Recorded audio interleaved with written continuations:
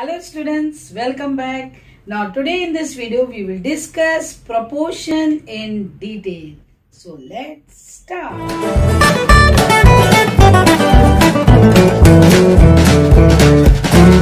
Students, let's deal with the proportion. Now if there are four terms A, B, C, D, we can write them in two ways. There are four terms A by B equal to C by D, or A by B equal to B by C equal to C by D. These are the two ways in which we can represent the fourth term. The first part, whatever we have written, that indicates simple proportion. While the second part, here the B I have repeated, C I have repeated. So this kind is a continued proportion. If we take three terms A, B, C, I can't write these three terms in the simple form. We can write them only in the continued proportion. How we can write? A by B equal to B by C. So what you have observed, when initially I have taken the four terms A, B, C, D, we will be able to represent them in the simple proportion as well as in continued proportion. But when I have taken three terms A, B, C, I will be able to represent them in the continued proportion. So what is our conclusion based on that? If we take even number of terms, we can write proportion in two ways. But if we take odd number of terms, we can write proportion only in continued form. This thing you have to keep in mind while solving the sum based on this. Now student, let's solve the sum based on this. Find the value of x in the proportion 10:35 equals to x is to 42. We can write them in the simple proportion. How you will write? 10 by 35 equals to x upon 42. On cross multiplication, you will get 35 into x equal to 10 into 42. Now, transfer 35 and reduce to get the value of x. On transferring 35, we will get x equal to 42 into 10 by 35.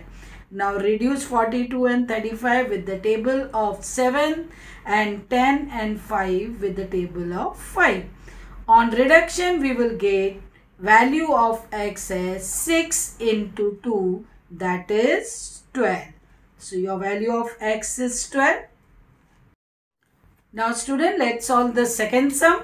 Find the fourth proportional to 3, 12, 15. It means A, B, C is given. You are asked to find out the D. So we have to consider the fourth proportion. Now consider, let fourth proportion be x. Now our numbers are 3, 12, 15, x. When you write them in the simple proportion, how you can write? 3 by 12 equals to 15 by x. On cross multiplication, it will be x into 3 equal to 15 into 12. Now you have to transfer 3 and reduce to get the value of x. On transferring, what you will get? X equal to 12 into 15 by 3. Now reduce 3 and 12. Now value of x will be 4 into 15, that is equals to 60. So your value of x you will get 60.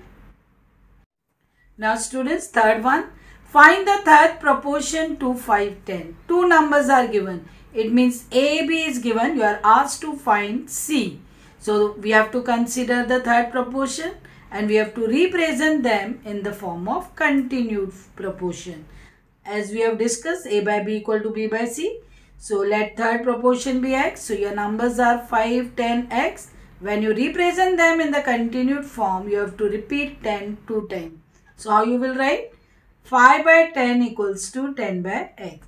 On cross multiplication, you will get 5 into x equals to 10 into 10. Now transfer 5 that side and reduce to get the value of x. So you will get x equals to 10 into 10 by 5. Reduce it. On reduction, what remains students? 10 and 2. So 10 2s are 20. So your answer will be 20. So your value of x is 20. Means third proportion to this is 20. Now student, let's solve the fourth one. Find the mean proportion of 5 and 80. Now mean proportion means what? Middle term. It means A and C is given. You are asked to find the value of B. So you have to consider mean proportion as X. So let mean proportion of 5 and 80 is X. So numbers are 5, X, 80. When you represent them in the continued form, 5 by X equal to X by 80. Now when you multiply X into X will give you 5 into 80. So X square is 400. To get the value of X, you have to take the square root of 400, which will give you 20. So mean proportion to 5 and 80 is 20. Students, thanks for watching this video. Now the sums based on this concept we will solve in the further video. If you like the video, share and subscribe.